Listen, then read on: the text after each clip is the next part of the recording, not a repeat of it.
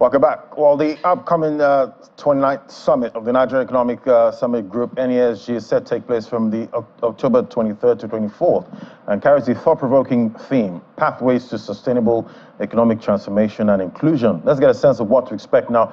Joining me is Ijeoma Taylaur, ED, Alpha African Advisory. Great to have you on the show. Good morning. Good morning. How are you today? I'm fine, thank you. So we understand that the NESG's 29th summit, that's coming up 23rd to 24th with the theme, Pathways to Sustainable Economic Transformation and Inclusion. Would you shed more light on the significance of this theme for the economy at this time? Thank you. So I think that just the trick is really in the theme name, Pathways to Sustainable Economic Transformation and Inclusion. And I'll just pick out a couple of words. I'll pick out sustainable and I'll pick out inclusion, because it really just highlights the need for Nigeria to chart a course for all of us towards a more diversified, resilient, and inclusive economy.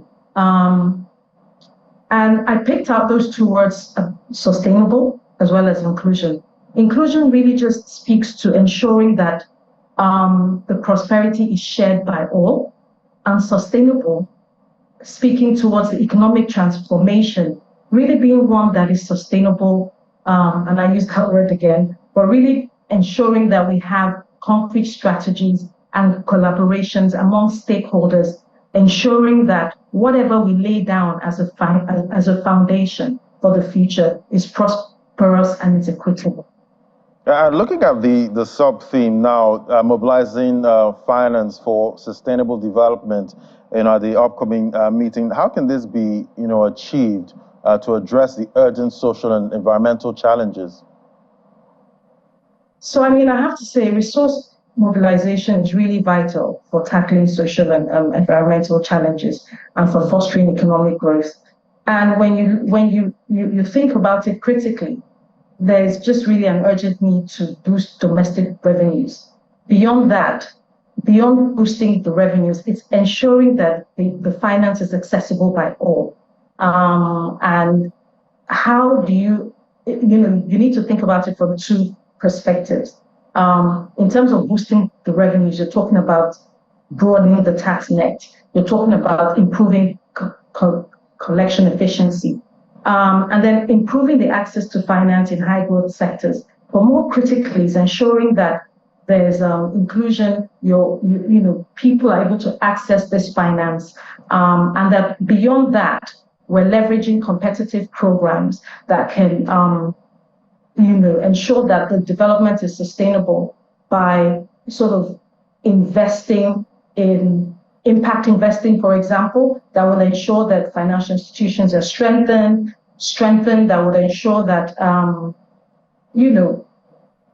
that would ensure that international cooperation and development funding is attracted to Nigeria, really just looking at it from the corporate social responsibility standpoint. And definitely another big issue is brain drain, with the japa trend now. How can Nigeria harness human capital to tackle, the brain drain issue and youth unemployment? I mean, we're just, there's a lot of Nigerians, there's a lot of us, over 200 million, and I forget what the percentage is, but a huge significant portion of that is really just our youth. And, knowledge, skills, and the ability of our citizens to really drive productivity is what will ensure that this development that we keep talking about is actually sustainable.